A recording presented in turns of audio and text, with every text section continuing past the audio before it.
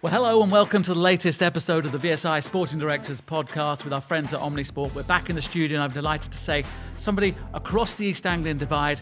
I'm with the Norwich City Director of Football, Stuart Webber. I want to get the whole Ipswich-Norwich thing out of the way. I'm not going to champion it or say I'm on the moral high ground, but it's nice sitting here for the first time in about 20 years and thinking that we've got something to shout about. Yeah, no, they've done great, and it's actually good this year. Obviously, we'd rather not be playing. We'd rather be in a higher division, of course, as I'm sure they would. But you know, it's derbies are vital for fans. You know, and we haven't played now for many years because obviously, unfortunately, Ipswich went to League One, and obviously we've been on the journey that we've been on. But yeah, them games are always special, and I think clubs need that rivalry. Whereas, unfortunately, for both of our clubs, if we almost haven't got it against each other, we're too far away to have it with anyone else.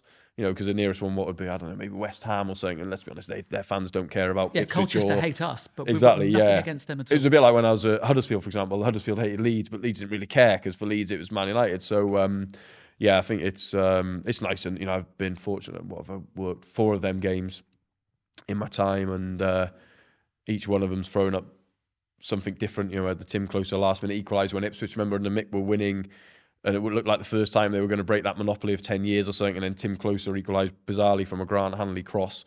There are 2 centre-backs at the time. And yeah, that was epic. And then the year we got promoted, we won 3-0 at home when Paul unfortunately got sent off. He's a good guy, Paul, but he got sent off that day. And that was the year, obviously, we went up and obviously Ipswich went down, which was obviously for the fans was great. But I always look at Ipswich as a club, and what I love about it, I love history of football clubs, you know, and I always think Ipswich is like that. It's like a proper club, you know, when you think of, you know, I was brought up, you know, hearing stories of people like John Walk and Sir Bobby Robson and stuff. And I remember going to a game, and I think sadly someone had died there. It was a few years ago now, midweek game, and you saw like George Burley was there and John Walk was there, and you're like, okay, these are like legends of the game. And I think when you go to a Portman Road, you know, compared to some of the more, let's say, modern, let's say, fabricated stadiums, it still have that sense of a bit of history, and I, you know, I always like that. Take away the rivalry of we want to beat them, of course we do when you work for Norwich, but it's still it's a proper club, isn't it? But people outside don't understand the rivalry. You know, it is properly fierce. I mean, people are pathological on either side, aren't they? Yeah, it's massive. It's a massive split, and you know, it's funny because if you're ever in Norfolk and you see an Ipswich fan, which is very rare, but you'll occasionally see a kid walking through. It's almost like, what are you doing here? And I'm pretty sure it's probably the same. No, it definitely is. The other end. They're not brave enough to come into Ipswich with a yellow shirt.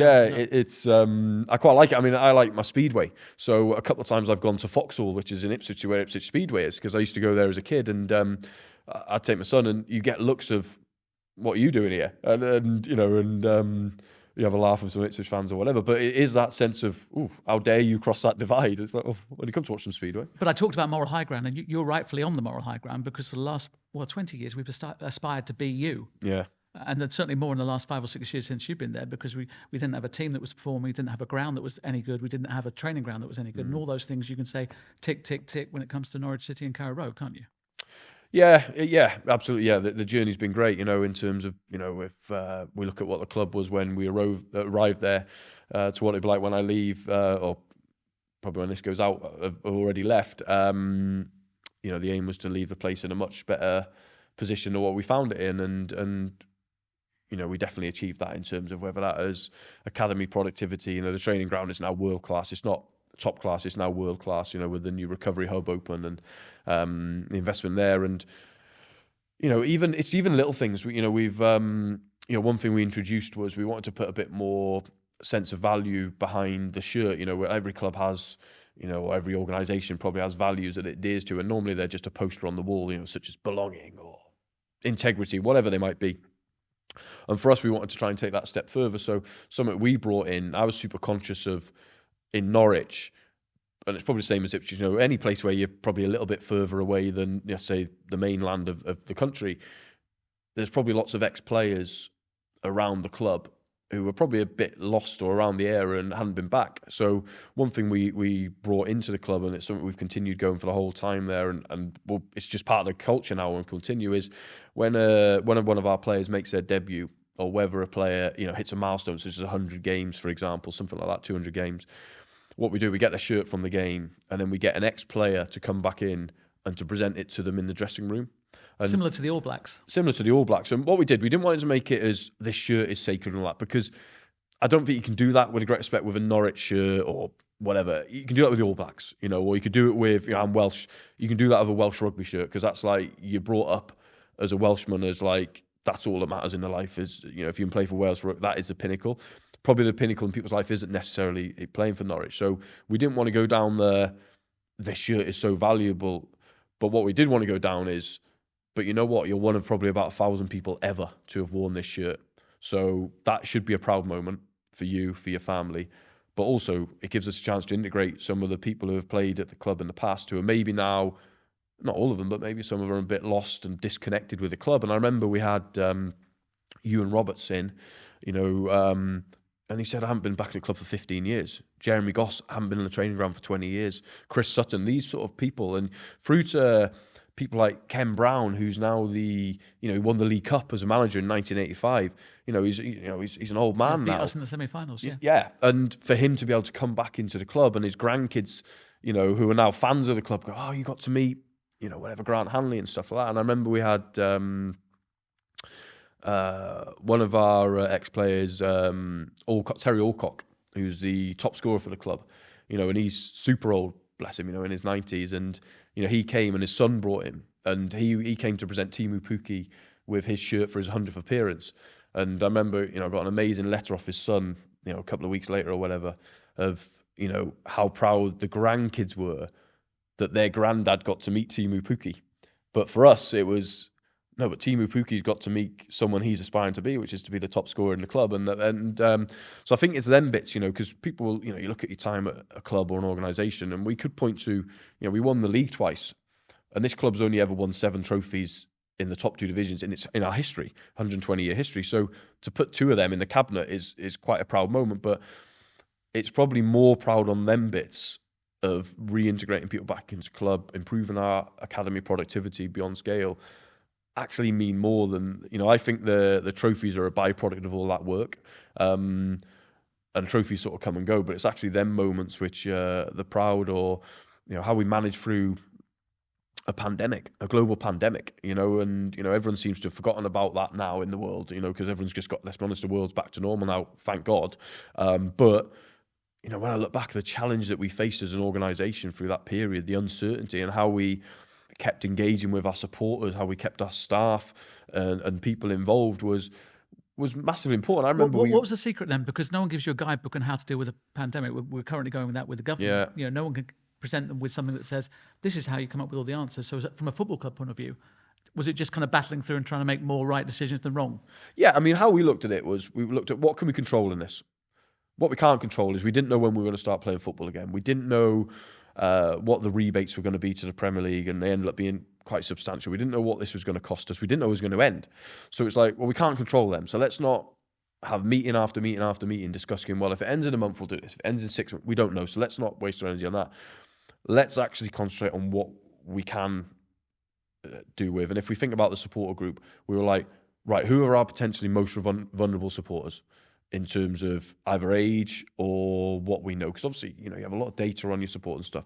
So we actually made the call to ring 6,000 of our fans individually, who we felt were in the most vulnerable group, because we wanted to know, A, are they checked in okay? Because some of these guys won't have family. You could be a 90-year-old man or woman, season ticket holder, and you can take for granted that they've got kids. They might not have kids. They might not have anyone around them, or their kid might be in Australia who they can't help. So we did that, and the amount of people we were able to help who maybe were just lonely, and we could pick them up, and then we could go, right, you do realise that we have this going on within our Community Sports Foundation, which is a charity arm of the football club, which is a massive organisation within itself. But through to some people who are telling us down the phone that they can't afford to eat. And it's like, well, we can come deliver food to you. And then we were like, right, well, who else can we help? So then we looked at other, communities in terms of charities. Well, what can we do to help them? We did a load with the NHS, our kit men, who are just incredible human beings. They went to every single hospital or doctor in the whole of Norfolk, which I think is something like 800, and delivered a cake for all the staff, which was made from Delia's sort of restaurant, and a signed shirt with messages off all of the lads, just to give them that sense of, we're with you. We see what you're doing for our community. we can give you a little bit back. And I think it was through that time, it was affecting what we could affect and trying to bring people together. But at the same time, for us with our staff, it was trying to reassure and trying to understand them. You know, we have some staff who are single people who live alone. And at that time, it was incredibly lonely, even if you had a family, let alone if you're sat in a flat in Norwich where your family's maybe up in the northwest of England and you're there. And right, how can we check in with these? How can we maximise, you know, our training facility where maybe, listen, we're going to open up the gym. Come and use the gym. Yeah. You know, so if you're our exercise, don't be alone. Come in there. You know, it's a private place. You can do that. And yet, some people are like, oh, you know, maybe you broke some rules. Well, but we did. We did it from a common sense aspect of which, as a leader at that point, it's like, I'll take the hit here. If the police turn up and want to chuck us out, I will come and deal with that, because actually looking after our well-being of our staff is much more important than someone being nitpicky around the rules. A bit different if you're having a party or something. That's not what we were into, but it was about understanding people who needed help, and I think that's what you can affect. Did it also give you a greater appreciation of what you were part of, kind of looking back as well? Yeah, absolutely. I think it's, you know, and what disappoints me, this isn't about Norwich, this is life in general. I thought at that point we did great. It felt like we were coming together as humanity, really. It was almost like, hang on a minute, I don't like comments like this is our world war, because I think there's a big difference between sitting on your ass watching Netflix and having a gun on the front line in the 1940s or something. So a bit like that, I was a bit like, I'm not sure we can compare this. But what it was, it almost put us all at a level where we're all stuck in the same boat here. And I felt the community at that time was fantastic. And I really thought, I remember having a conversation with my wife about this, going, wow, maybe this has been sent from something much greater than us to actually sort the world out. Unfortunately, I think it's gone the other way. I think people have come back from it super angry and whatever. And, you know, the world's become a much, I think, more challenging place to live in. But at the time, I thought, actually, people are starting to get together here. People are starting to look out for their community. It felt like you're actually worried about your next door neighbour for the first time ever. And didn't take it for granted, but then unfortunately we slipped back into our ways. And you've kind of opened the door for the question. I was going to go in a different direction, but we'll get out of the way now. What's it like then to be the person that people want to then blame? Bearing in mind all the things you've said about the trophies and what you did during COVID, your name over the door and he's got to go, it's not working, and all those sort of things and the abuse that comes with it. Yeah. Are you able to be as magnanimous about that, or is it thinking, blimey, what do I have to do to get somebody to say something nice about me? Yeah, no, definitely don't worry about wanting someone to say something nice about me. That I don't read it, so that doesn't affect me. I think, obviously, it's not nice, but it's worse for my family and it's worse for the staff and the players around me, because, you know, we all know what we do and what we give. So when one of us is getting criticised, it's actually harder when it's someone else as opposed to you. You know, I struggle much more if it's a head coach or an individual player getting criticised than I do myself, because I'm like, if you guys knew what this fella give up every day, or this woman or whatever give up every day, and how hard they tried, you wouldn't be saying this. So I think it's, you know, it's not nice and whatever, but I think I would rather be taking it than one of our players or another member of staff member, because I know I've got broad enough shoulders to take it. I also understand it's a pantomime of sport. You know, we've got to blame somebody.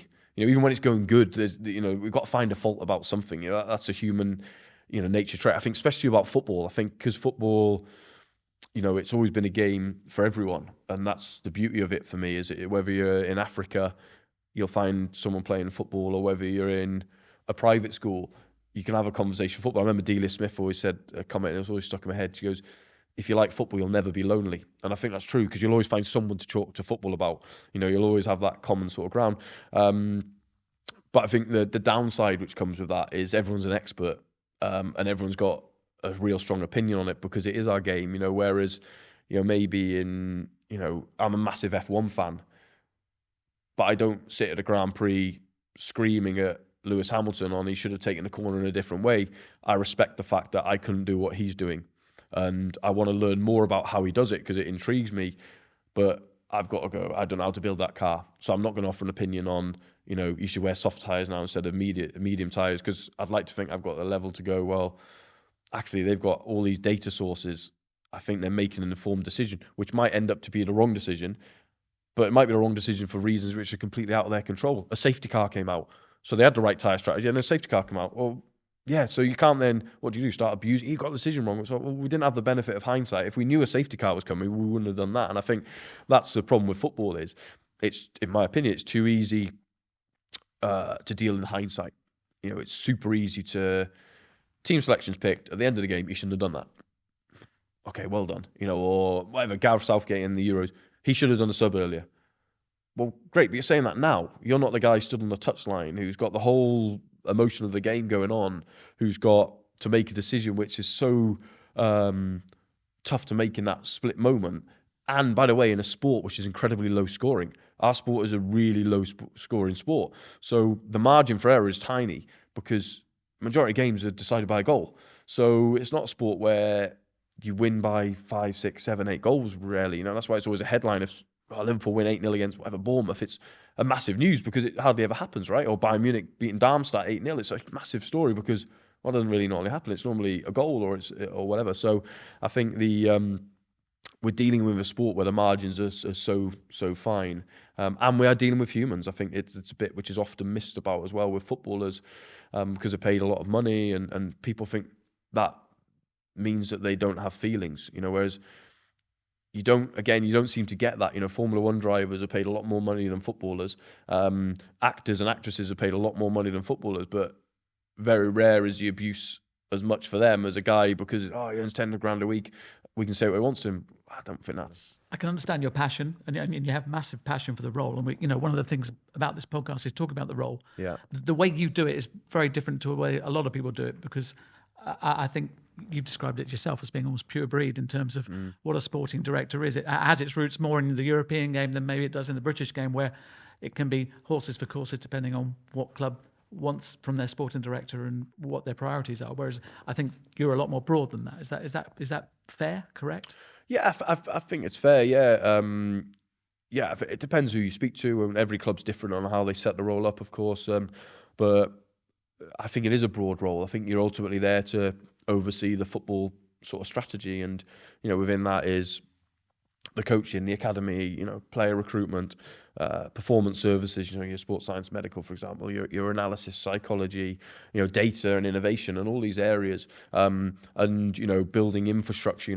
I believe the sport and rec director's job is there for the medium and long term, and also the short term as well, because I think it's not about hiding behind, if we don't get results, there's nothing to do with me. Well, no, I'm also responsible for the results because I'm putting the people in place to get the short-term result as well as the medium and long-term. And I don't believe in hiding away from that. We can all hide behind 5-10 years plans, and it's like, okay, when's this ever going to come to fruition? But if I look at the growth of Norwich in the last 6 years to, let's say, the previous 6 years, where we'd had the exact same amount of time in the Premier League, and we didn't have a world pandemic in the previous 6 years, no one can argue the difference in how the club now looks in terms of the training facilities, the staffing structures, a data department, and maybe the data wasn't as prominent 12 years ago. I respect that, but the fact of the matter is, through my lens of how I see the role is, you're there to constantly grow your organisation, and whether that's culturally and behaviourally, right through to facilities and staffing structures and all them different things, and so that's how I see the role is. Every day, are we getting better? And yeah, there's days where you don't get better, and there's days where you have a bad day. There's days where you make mistakes, where you go, and if you're going to take risks, because I'm also a risk taker, and I believe in, if we're going to improve, we've got to put our heads above the parapet, and we've got to try out new stuff. Well, when you take risks, they can go wrong. But also, I know we've only done what we've done and grown the club as we've grown it, because actually we've had a set of people, because it's not just about me, it's a set of people who've been able to take risks and take chances, which means now you walk into our training centre and you go, wow, you look at, there's been 21 debuts from our academy since I've been there. Our productivity's rocketed up 60 places in the productivity ratings.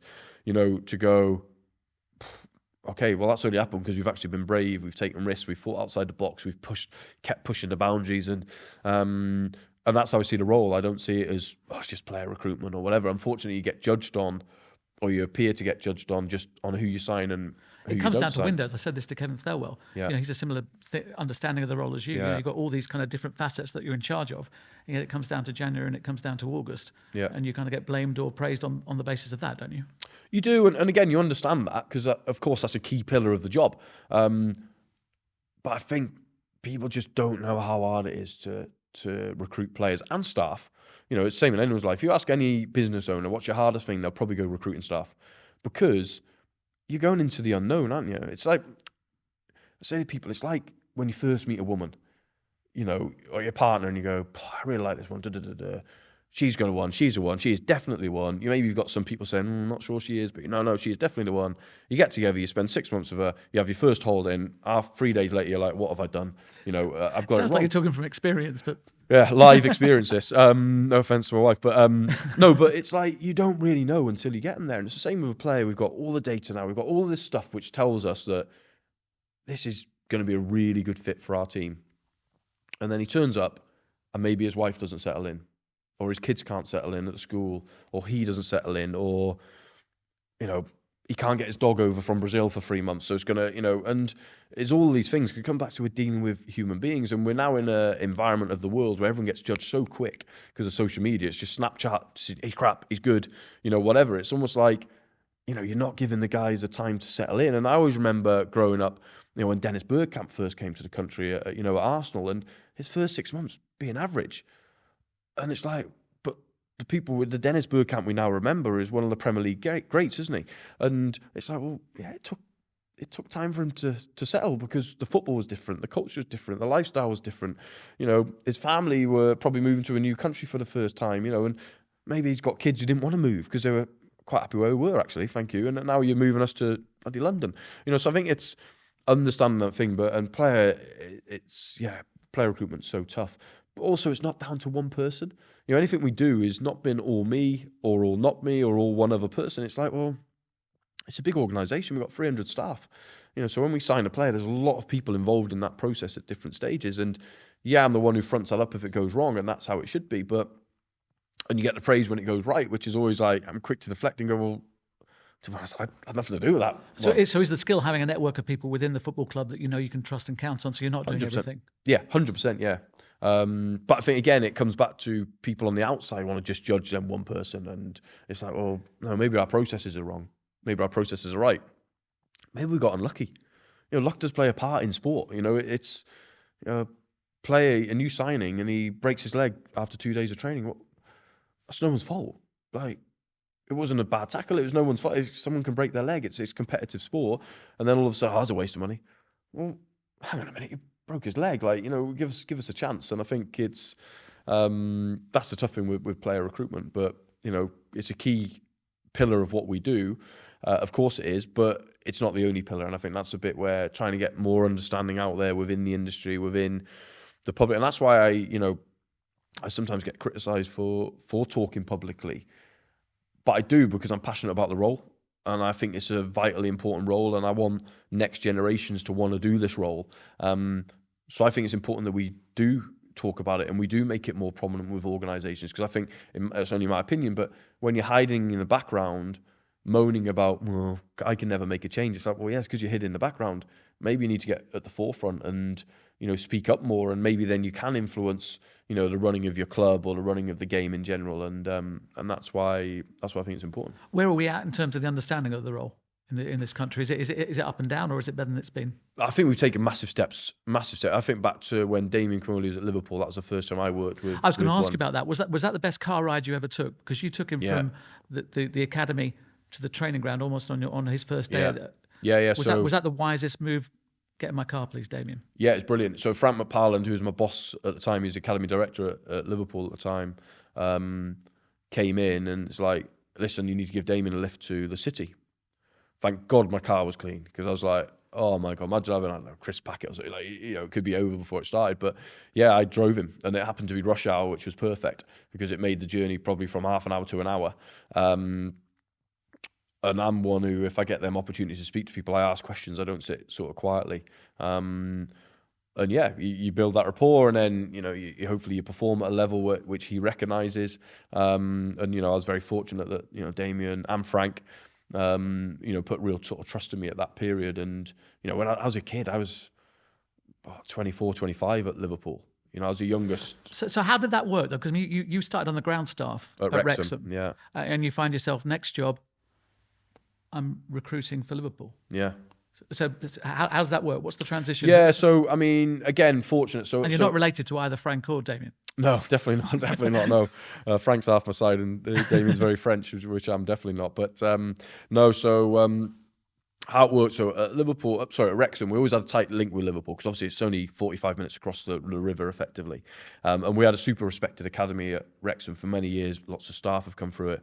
Lots of players come through it. So we'd play Liverpool a lot. Everton, Blackburn, Bolton, City, United. We'd play that sort of northwest corner of clubs quite a lot because we always had quite good facilities at Wrexham for the level of club.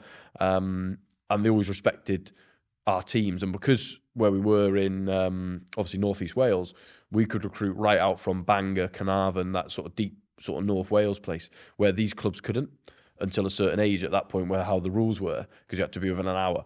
And so they'd want to play us so that they, for example, Harry Wilson, who's now at Fulham, he was a young player with us, in our pre-academy program. So they'd want to play us basically so they could get to Harry and see what we got. Nathan Broadhead's another one who's at Ipswich now. Doing very well. Everton signed off when he was 12 from us, for example, and he's from Bangor, which is obviously right up in the north west of Wales there, and so we naturally had good relationship. We also had Rick Parry's, who was chief exec at the time at Liverpool. He wasn't when I actually went there, but at the time he was. His son was in our academy. And Rick and our owner, a guy called Jeff Moss, really good friends. So there was always a good link. I remember Liverpool when they won the Champions League in 2005, I think, didn't they? That pre-season, they brought a team to play us, and Carragher and Gerrard brought the trophy out. So there's really strong links between the club. And then when Steve Cooper is obviously Forest head coach now, Steve got approached by Liverpool to go there to work within their academy, and that's when I moved to head of youth at Wrexham. I took over from Steve when he went. The links came, and he just rang me out of the blue one day and said, listen, we got this new academy director, Frank McParland. I've told him he should give you a job. Meet him. Okay, so I went up to the academy and met him. And Frank's probably the straightest talking person I've ever met.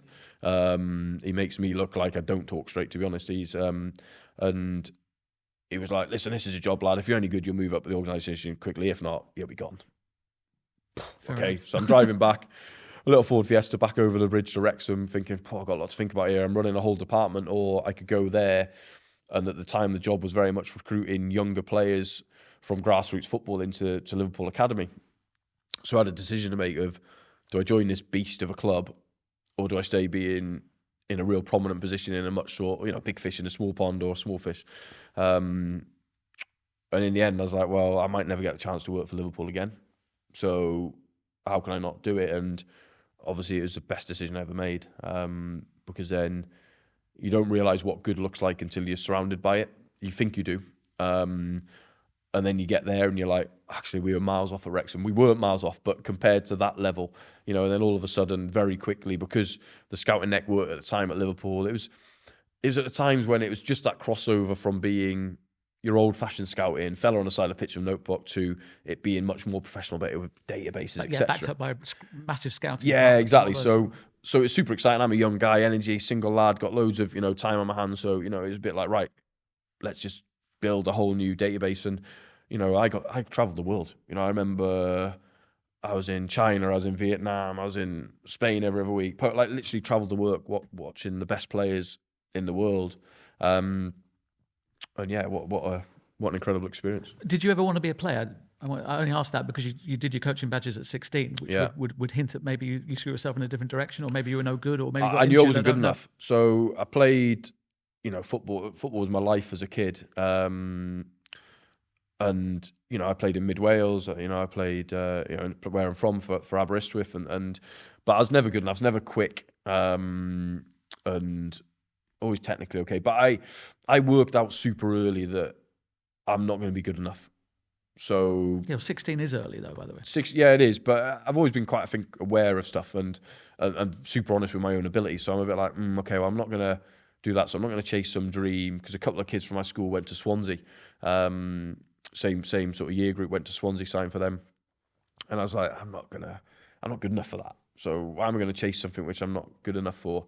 So that's when I thought, right, I'm going to start my coaching badges. And I did my first one in my school. It was called UEFA C license. And Leaders Award. It was called the Leaders Award, which was like an introduction to coaching.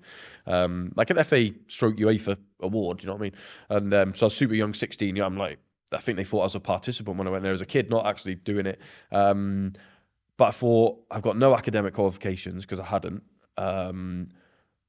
I've got to get some sort of qualification because I've never been very good academic. I'm dyslexic for a start, so it's like academic is a big challenge for me. So it's like, how can I educate myself in a way that I'm a kid from Aberystwyth? How can I sort of stand out differently? Let's try and do my coaching badges. So I did that, and then all the way through to I've now, I'm proud to say I've got my pro license, which is a real proud thing for me to have. You talked really passionately about why Liverpool was different, and I imagine resources were amazing compared to what you had at Wrexham and all those sort of things. The easiest thing in the world would have been to stay at Liverpool, not go down to London. That was a really brave move then, wasn't it? Painting it like that, because stay with the beast, surely. Yeah, it was. I mean, a couple of things happened which helped me made that call. So Damien got the sack. I always felt really not sorry for him because he doesn't need me to, but we won the League Cup, which was the first trophy in quite some time. Kenny was manager 2012. Damien was sport director. So we won the League Cup and got to an FA Cup final. And Damien got sacked before the FA Cup final. And I was always like, that seems harsh, let him see that through. If you're going to sack him the night after or whatever. But he did, and then Kenny obviously got the sack at the end of that season as well. Dalglish, who was a big part as well, because when I first went to Liverpool, Kenny was the academy ambassador.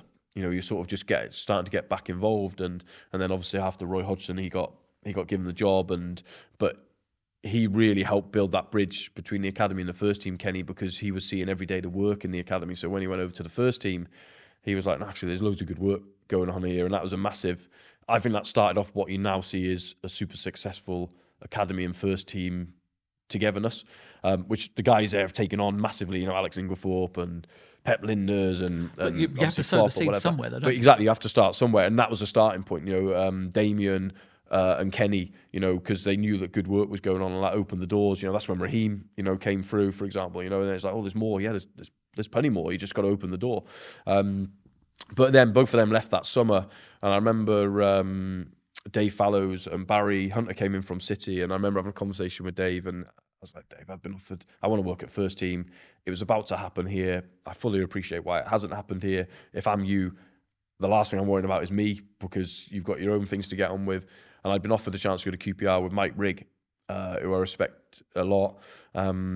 So that's why I made the call, but it's probably easier because I think if Damien had still been in the club, I wouldn't have left for sure. Because but it's funny how those names all crop up. Kevin Thelwell talks about Mike Rigg taking him to FAW. Yeah. And you work with Kevin at Wolves as well. Yeah, this kind of network, you can see how it's working and how it's establishing itself. Yeah.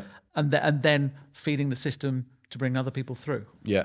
And that's vitally important. I think that's where, Kev's a good example of that. People who give back, because there's not almost a straight line to get to this sort of job.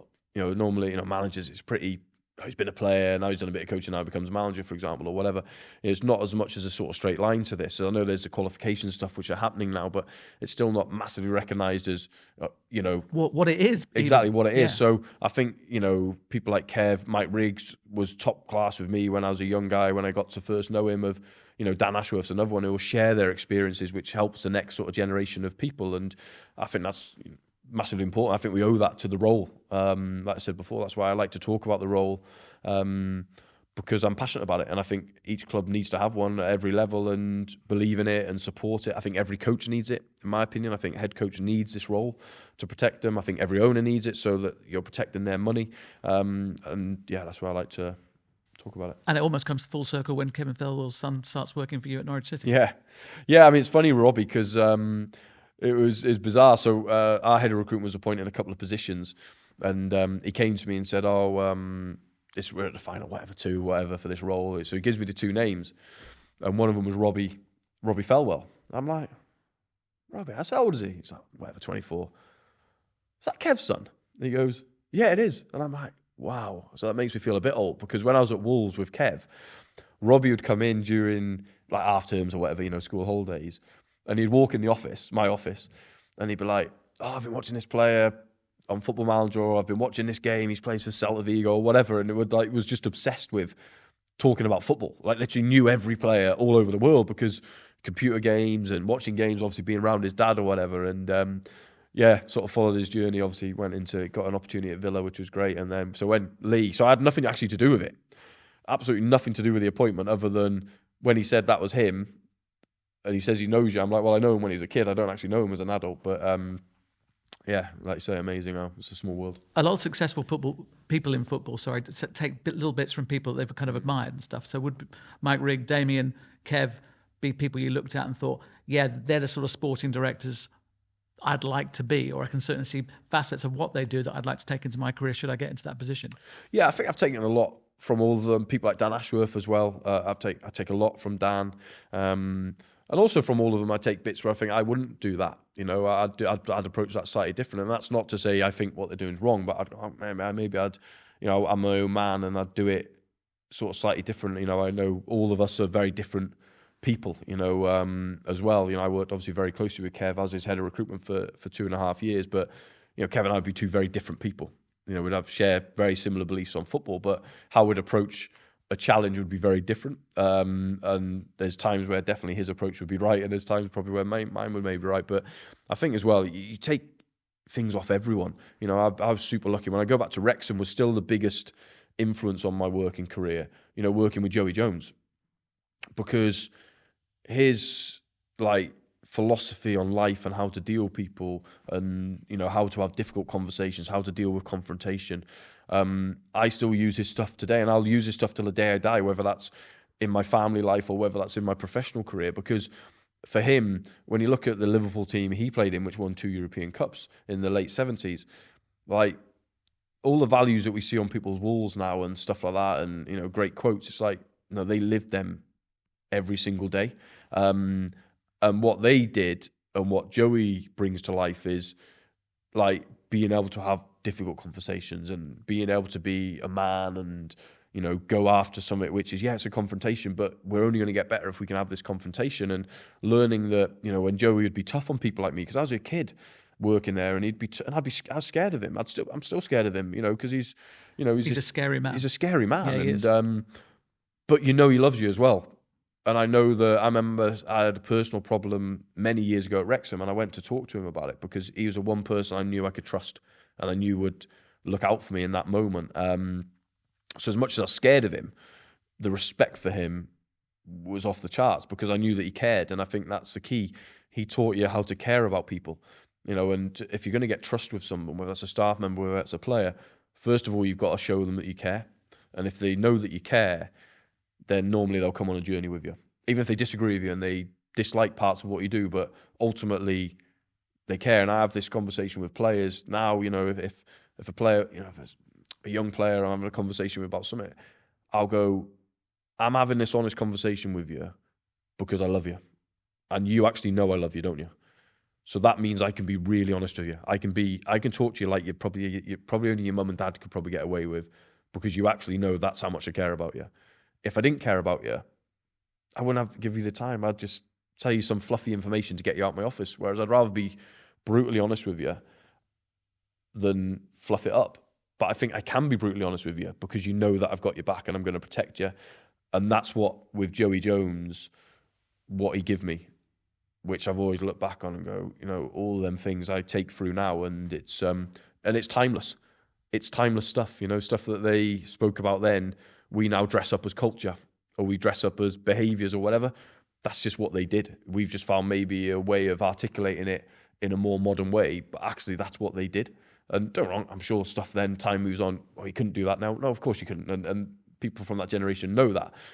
But fundamentally, the foundation is still actually exactly the same. But just taking that point a little bit further, bearing all those things in mind, all the things you've said about kind of being prepared those situations, when you're looking at Daniel Farker and deciding you're not the man for me anymore, having appointed him, is part of you saying, blimey, I don't want to have this conversation because I'm director of football, it shouldn't be my responsibility, but also part of you thinking, I've got to be Joey Jones here. The only thing I thought is there's only me who can deliver this. That no one else, I wouldn't let anyone else deliver it because I have to own this moment.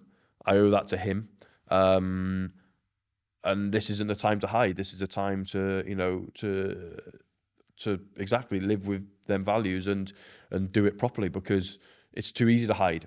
It's too easy to blame. Oh, listen, I wouldn't be making this call, but I'm sort of under pressure and whatever. It's like, no, even if that was necessarily the case, that wouldn't matter, because it's like, no, this is a moment I need to own it, and I need to front it up, and I need to do it properly, because I owe that to him, and I owe that to another staff member, I owe that to a player, or I owe that to whoever. Is like, the least I owe you is that. And it's likewise, that's all I want to ever be treated with as well. Is, I've always said to our owners at any other club, I've been at Wolves here, Norwich, Huddersfield, of, all I want you to be honest with me. I promise you I won't get upset, but if you want to get rid of me, don't just send me an email.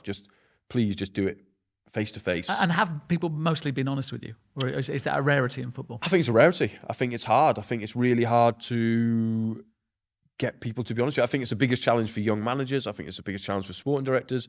I think it's the biggest challenge for players, is to get people around them who tell them the truth.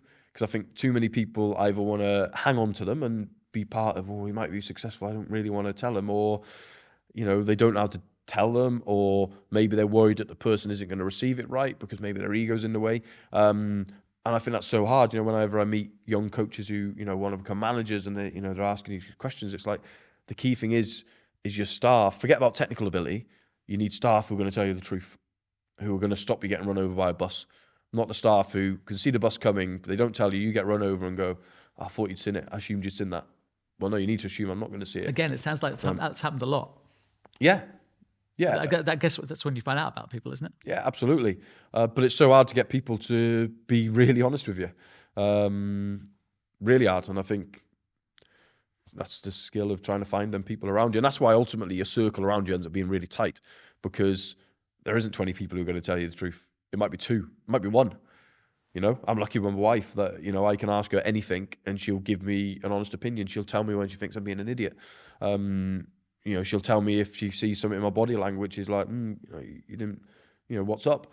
I think everyone needs them people in your life, but the more of them you can have is, the better. I imagine it's a strength possibly and a weakness possibly working alongside your wife. And I say that with knowledge. My wife's a lawyer, and sometimes we're working at home together, and sometimes I'm the last person she wants to see, probably. Yeah. And there are elements within every relationship like that. But equally, she's the person I turn to if I need strength. Yes. And that's the same with you and Zoe, isn't it?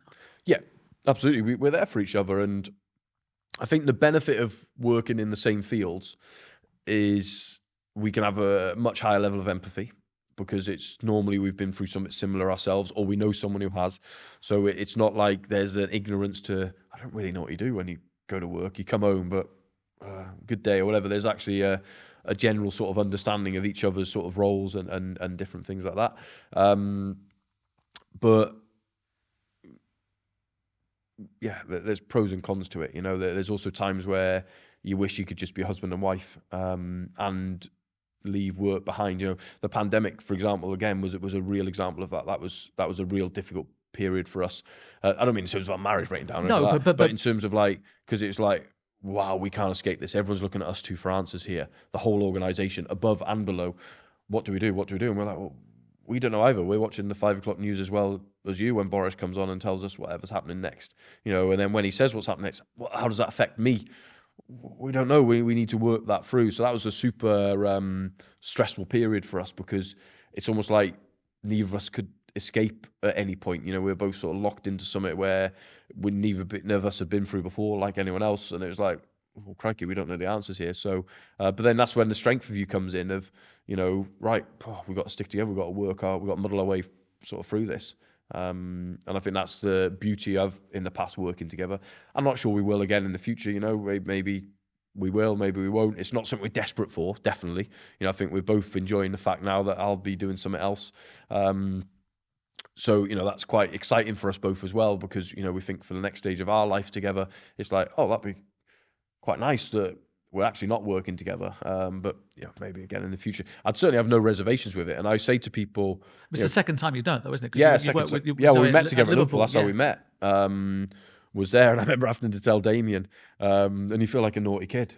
And I tell him, he goes, oh yeah, I've known him for months. You're like... He's a good sporting director. Yeah, I've been building up for, when you're nervous, thinking, oh my God, how's he going to react? You tell all these stories in your head. He's like, oh yeah, I could tell for months.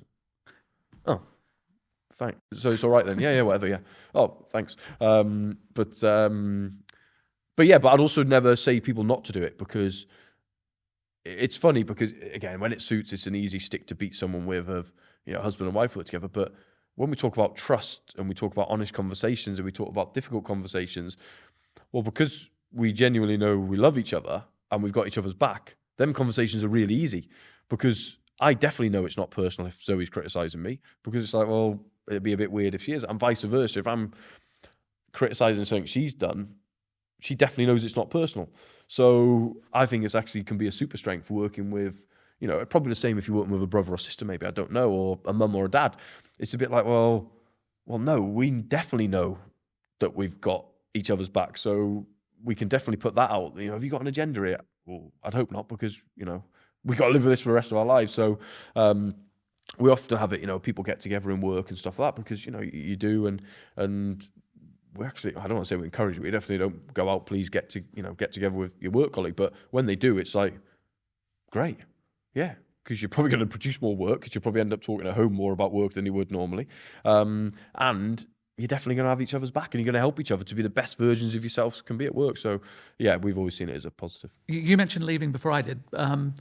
A year's notice is not easy in any job. In football, with it being such a manic world, that's a challenge. And I'm guessing the fact you only announced it in the summer meant that you understood the problems of announcing it too soon, if that makes sense, if that's fair. Yeah, so, I mean, the announcement time, so I had my notice in on 29th of March, 2023, because I'm climbing Everest in April. So it was always a bit like, right, I'm finishing work in April 24. I've got a year's notice.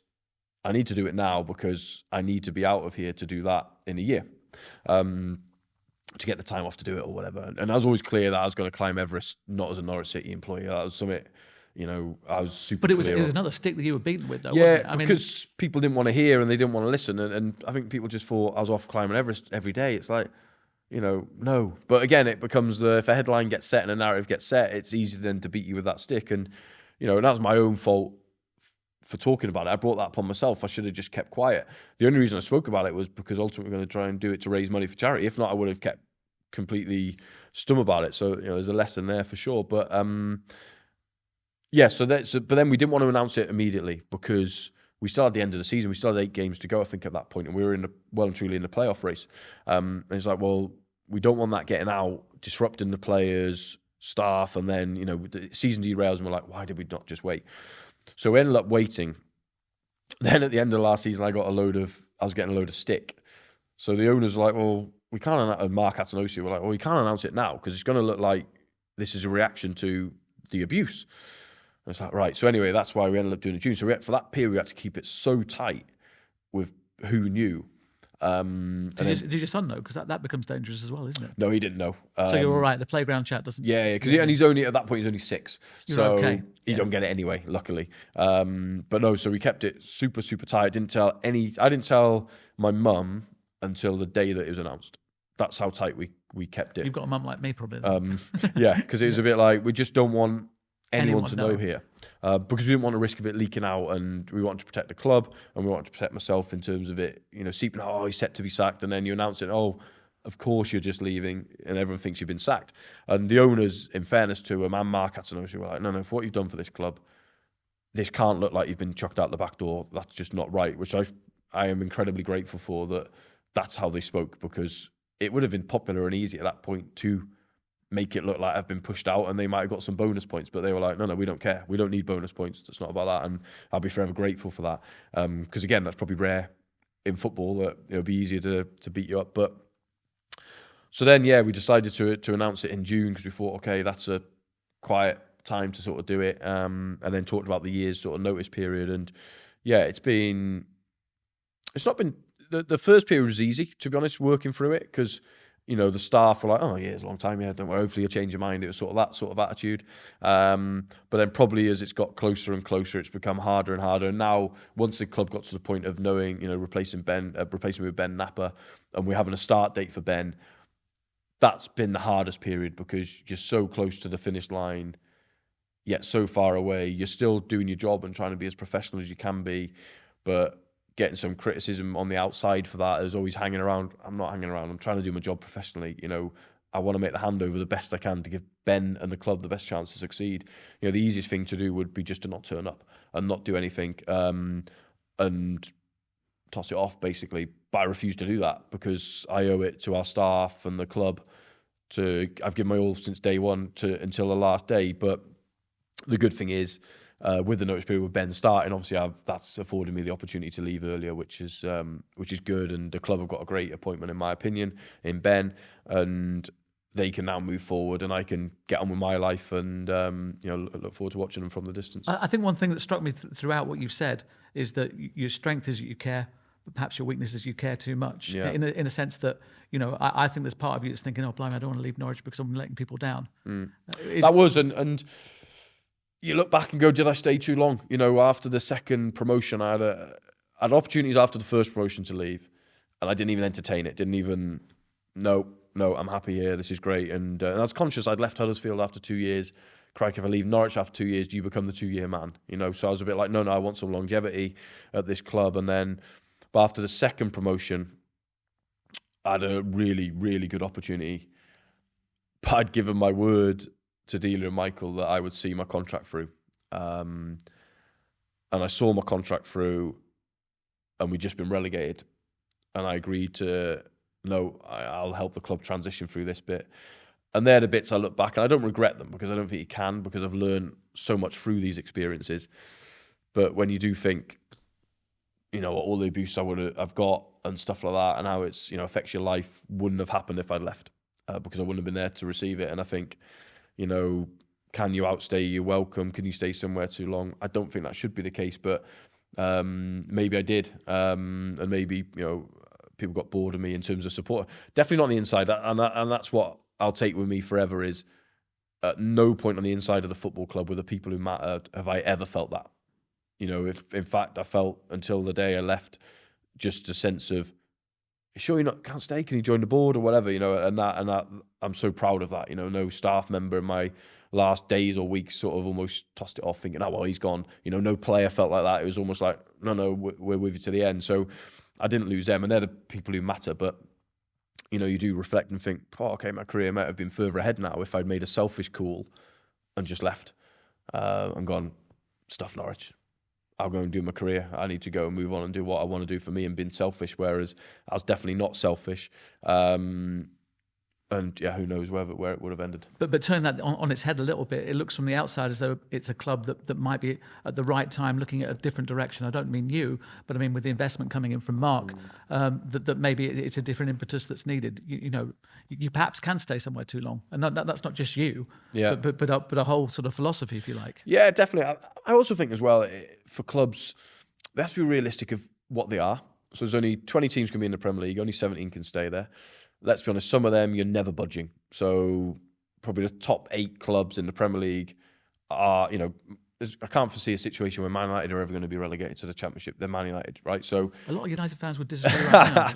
Yeah, maybe. But they're that big and wedged in that it's almost like, well, so actually you're competing for such a small amount of places as a club like Norwich, or a club like Ipswich or, Sheffield United, whatever. Them sort of, let's say, them clubs who are probably somewhere between 18th and 35th in our... If we did a ranking of biggest club all the way down to the 92, you're probably putting Norwich in that, somewhere around 30th sort of bracket. A little bit higher maybe, but that's me being kind of as an Ipswich fan. But yeah, I think but it's in that bracket. To 28. Yeah, maybe, yeah, exactly. So it's like, okay, people have to be realistic then as actually what is achievable, and then also be super careful what you wish for. So if it's, we just want money. We just want to spend. We want to spend. Okay, well, then you might lose connection with your club.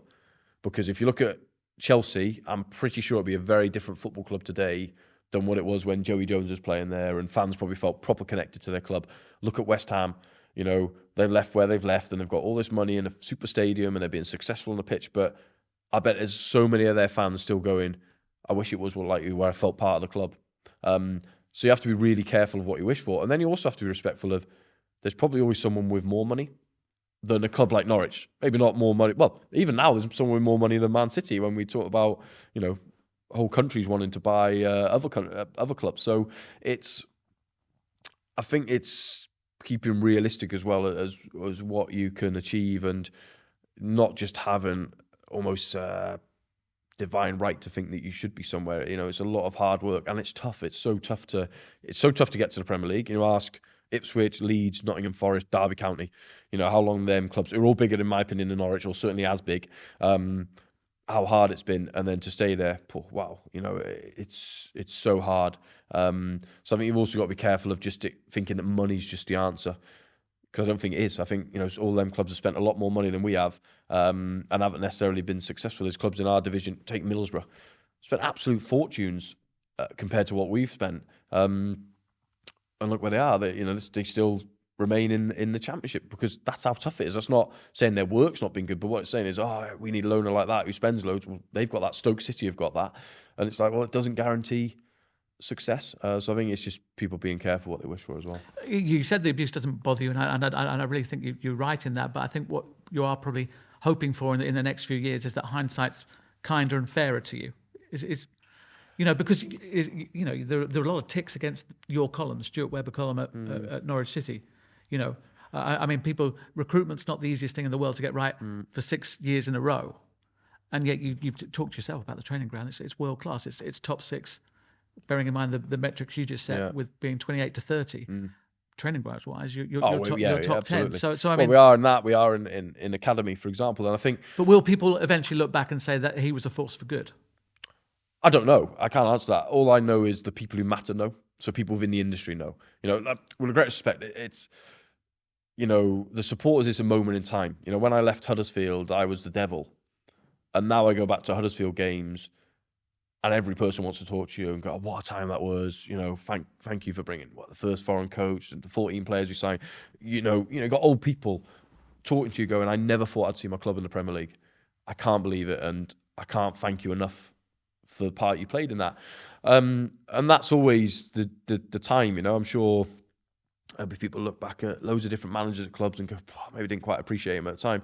So I'm sure they will. But I think what I stand by is what did we achieve? What was our body of work? And our body of work was, we brought massive connectivity back with our past in terms of ex-players.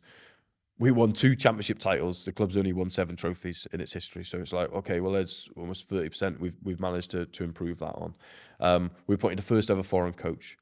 We've improved the training ground from 49 porta cabins to be in what is world-class, you know, facility. We were the first club to bring in a soccer bot, which is an innovative bit of equipment, which I'm sure there'll be 30 in the country in the next 5 years. And people were like, Norwich thought of that 8 years ago, by the way, when we did that. You've not got shares? No, unfortunately not. All the club has, though, in the soccer bot. So anyone who buys it, we get a percentage, which is, you know, again, you know, some of the stuff. You know, we've built a data and innovation department, which I know the results it's already doing, but what it's going to do in the future, someone's going to be like, oh, wow, someone had the foresight to that. We've made 100 million net in player trading. We've broken our transfer record 8 times in terms of sales, but not beat it spending out. Our still highest transfer is still Stephen Naismith, which was before me. We've had 21 debuts from the academy. The academy productivity has moved up 60 places. So when I look back and go, if someone offered me that 6 years ago, my God, I'm slapping their hand off. Has there been incredible amount of learnings along the way and mistakes? Of course there is. But some of them mistakes have led to them successes.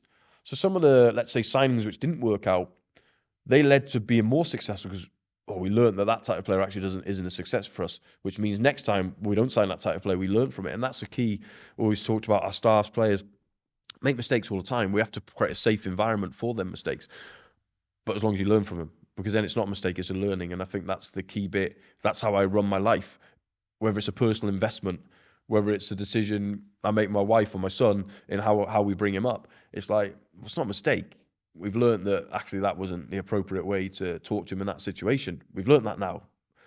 That we haven't, where it's a wrong is if we then go and keep redoing the mistake. And I remember Dean Saunders, when I used to work with him at Wrexham and then again at Wolves, he always used to talk about John Toshak. He loved John Toshak, rightly. You know, if you look what John Toshak did to start off that boom of Welsh football, you know, with the Bale and Gunter and Ramsey and Allen era, he was the one who had the foresight to go, we got top kids here, him with Brian Flynn, let's play him. But talking a podcast about Welsh football, but it gets you going. You can see it in the eyes when you're talking about home in Wales. Well, all your life as a Welshman, all my life, it was like, will Wales ever get to a World Cup? And I honestly thought I'd die having not seen it. And we've now been to a World Cup, we've been to 2 European Championships, and we got to the semi-final of a European Championship. It's like, we're Wales. It's not even our number one sport. It's like, to achieve that is ridiculous. But going back to John Toshak, Dean used to say to us about, John Toshak would say to him, if someone makes the same mistake 3 times in a row, you've got to change him.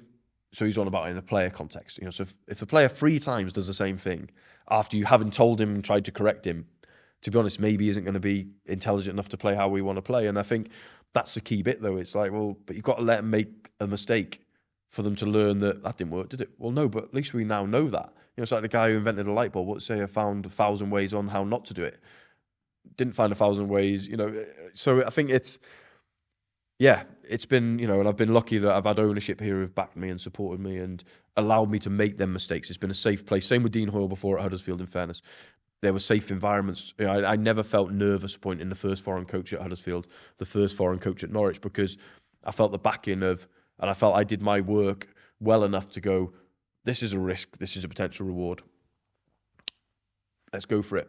Nothing great's been achieved by sitting in your comfort zone. And for clubs like Huddersfield and Norwich, we have to take risks because we haven't got the money to just go and, just go and get Jose Mourinho. Well, I don't think we've got whatever it costs to pay him a year to come. And even if we did, he probably isn't going to come to us. So it's like, well, we need to go and try and create our own Jose Mourinho or go and spend £15 million on a player. Well, we can't do that. We've got to try and create our own £15 million player from our academy. So, and at the end, it's much more rewarding when you produce all the academy players that we've produced and then sell them on and you're seeing them play for their countries and whatever. It's like, well, that's super rewarding, probably more than if you just buy someone for 15 million, he ends up being good. It's like, well, we knew that. We bought him 15 million. He should be good. Are they the key relationships? Because people ask me about what a sporting director does, and I sort of borrow a phrase from somebody else, from Tony Faulkner, actually, who talks about being the glue of an organisation. But is the bond between you and the owners at Norwich and then you and the manager, are they the key relationships? I know the other relationships throughout the club, but as a sporting director or a director of football, are they the ones that matter? Yeah, obviously. Yeah, definitely. But I also think there's key roles to play within the relationships, and there's moments and times when you have to be in charge. There's moments and times where you need to be assistant to someone. So I always think with the manager or head coach, there's times where I need to feel like I'm assisting him, and he needs to feel that no, come on, I'm with you. There's other times I need to lead him.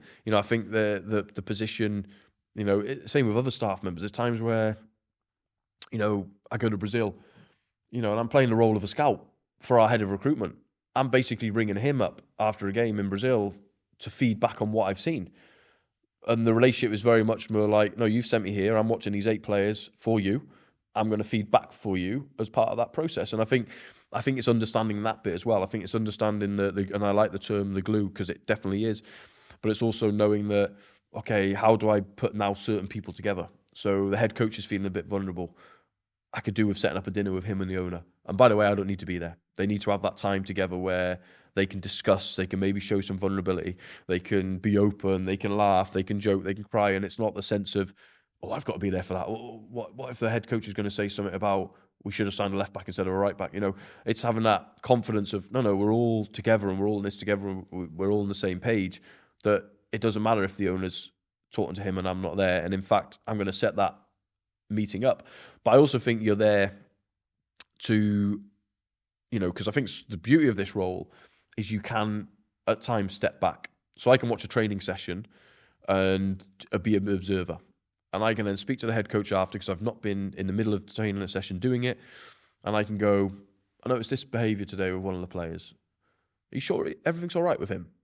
Because I've heard, maybe his wife's having a baby, they're having some complications. You might want to pull him because he didn't see him himself.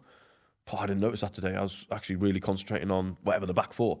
And then he can pull that player, find out, oh yeah, there is something going on. And then you can sort of close that loop of, and I think that's my job. It's part of the job is to say to the owners, boy, head coach is struggling a bit. He needs you this week. He could probably do with you being around and showing a bit of support. Or do us a favour, don't talk to him this week. Don't talk. His head's muddled. He's been offered another job. You're going to complicate it if you get involved this week. So just stay out of the way. Trust me to manage the situation. I'll get us through it. But I think that's the communication bit. I think it's a drop in the ego bit. And I think it's at the centre of it. It's all about the club. So if everyone's always got the centre, the club is what matters, and our staff within the football club, and I include the players within that, then you can work back on every decision. So it's not about me, or it's not about you, or it's not about them. It's about, well, we want to get there. How do we get there? So it's simple things. For example, if we're fining a player for a sending off offence, let's say, which is, a stupid one, whatever, telling the referee, whatever. Yeah, 2 yellow cards or whatever. A stupid sending off. So not one for a tackle or whatever. Yeah. Something which is avoidable, and it's, player kicking the ball away. It's like, well, that's my job to fine him there so I can protect the head coach. So when the head coach is picking his team, the player isn't going, you took whatever 10 grand off me last week. If he hates me for a month, it doesn't really matter, because he's not playing for me on Saturday. But if he hates the head coach, and if he's telling all his mates in the dressing room, a bit harsh on me, the head coach, whereas the head coach go, listen, I don't deal with that. So can we get on with a training session and the tactical plan for the weekend? But it's having that, and sometimes it's driven by the head coach wanting to do it, and you're doing something which maybe you don't agree with. But you're like, I'm going to have his back, and I'm going to be the one delivering this, and I'm going to be the one who actually looks like the arsehole in the dressing room. But you know what? It comes back to what does matter. It's a club, it's a team, it's a staff. So I've got to put my own self-importance there, or my own ego to a side, and go, yeah, I'll take a hit for you in this moment. But then likewise, it's using the head coach in a way. Maybe we're trying to get a young player to sign his contract, and I'm not really getting anywhere with the agent. I might be like, listen, I could do with you speaking to the player and almost saying to him, listen, if you're not committed to the club, that's not a problem. I don't deal with contracts, not a problem. But if you don't want to be here, just say you don't want to be here, because I'll play someone else, to put some pressure on, which then maybe gets his agent to get his arse into gear, and goes, because the player will panic.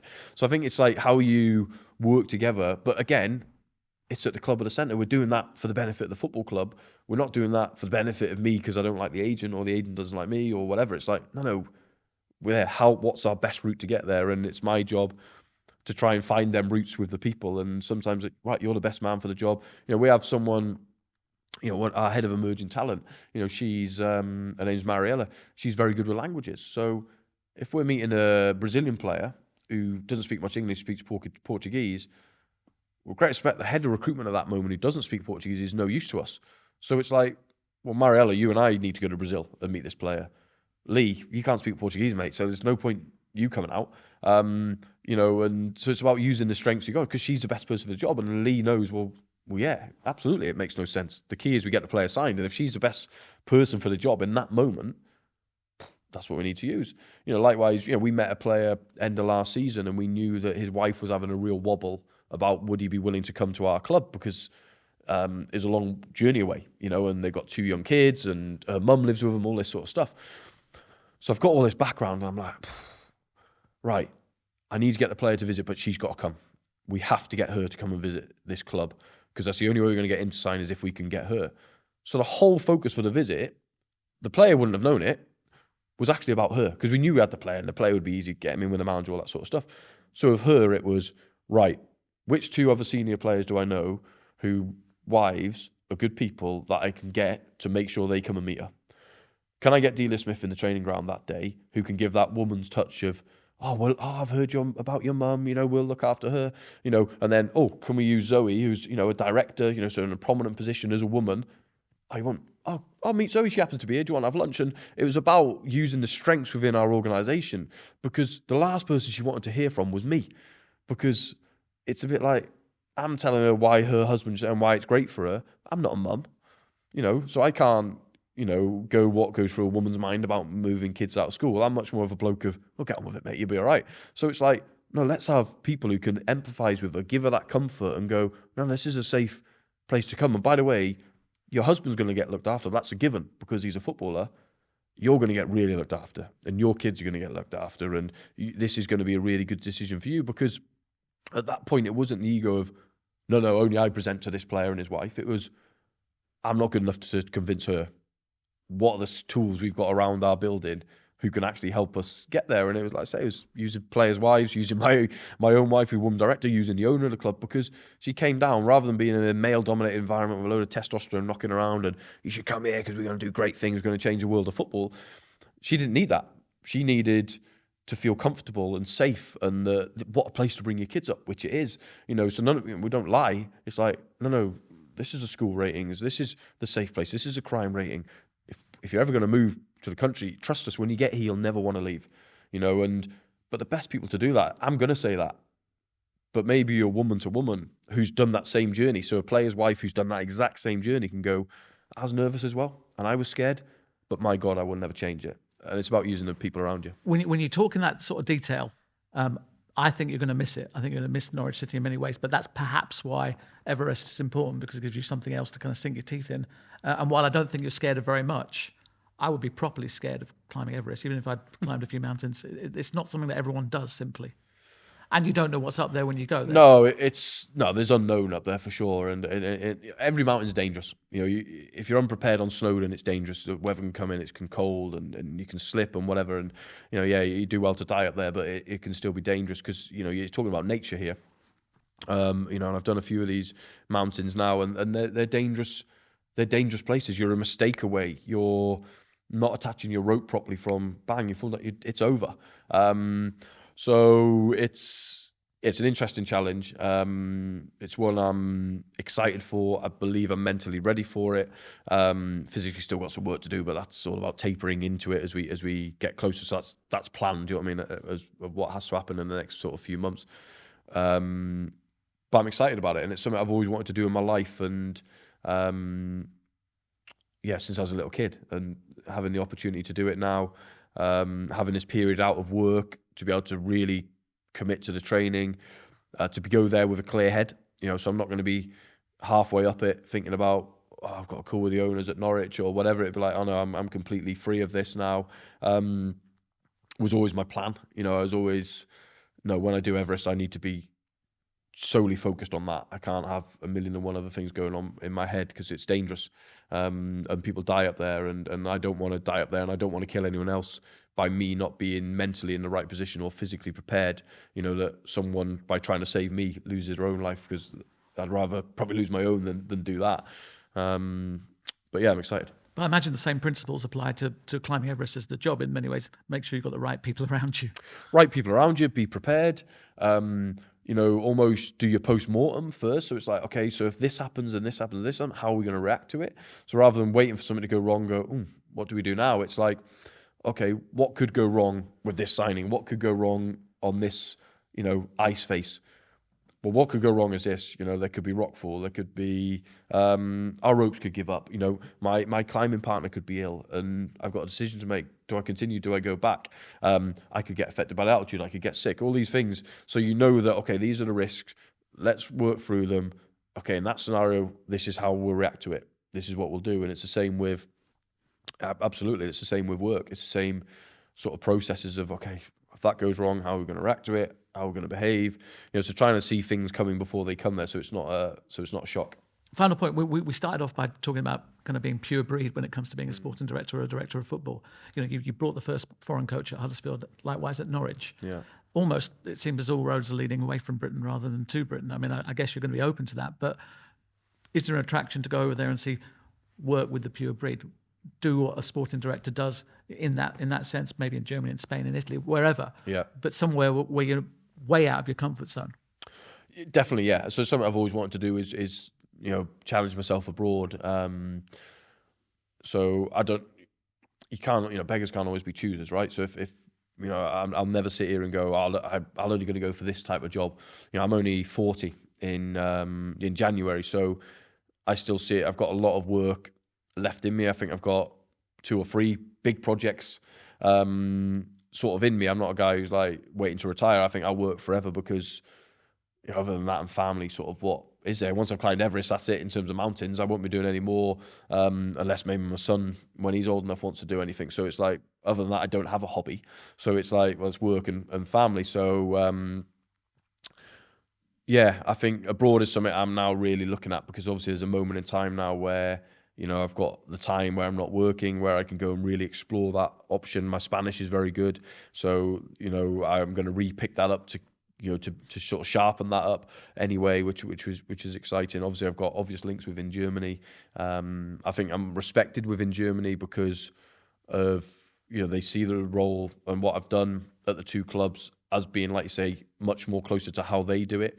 And obviously signed 2 German coaches. Lots of German players, so there's probably got a little bit of a name out there within the sporting director world anyway. But I think whatever I do next, it's got to be something which makes me better for the next opportunity. So people have said to me, will I go to an equivalent club of Norwich? I'm like, well, no, because I may as well stayed at Norwich, where I'm working with amazing people, amazing owners, top class facilities. We've got so many exciting projects that are ongoing at Norwich. It's like, well, why would I have left there to go to a very similar setup? It's like, might as well just stayed at Norwich. So I think for me, it's if I can find it, and I say beggars can't always be choosers, and maybe in a year I'm working at an equivalent Norwich and you're calling me a liar, but it's a bit like, can I find something which helps make me develop further, makes me a better sporting director, makes me a better person, makes me a better practitioner, that, you know, maybe one day I could come back to the UK with even more skills to my bow. You know, can I get closer to being as good as Dan Ashworth, for example, that maybe if the Newcastle job comes up one day, I'm actually in that conversation, because people look at my body of work and go, boy, he's like what Dan was at the same age or whatever. You know, and that's how I see my next step is, you know, it's got to be somewhere where I feel like I develop and become a better sporting director. Stuart, thanks ever so much for your honesty, for your time. Thank you. Stuart took us to a few places I didn't expect to go, including giving compliments to people in Norfolk and Norwich and at Carrow Road, but I've done it. It's there. It's out there for everyone to see. Good luck on the Everest trip. Hope it goes well. That's from all of us here at VSI and also at Omnisports. Keep posted. Keep watching. The next episode of the VSI Sporting Directors podcast coming very, very soon. As I say, we've been to places we didn't expect to go. He's going somewhere not many people go.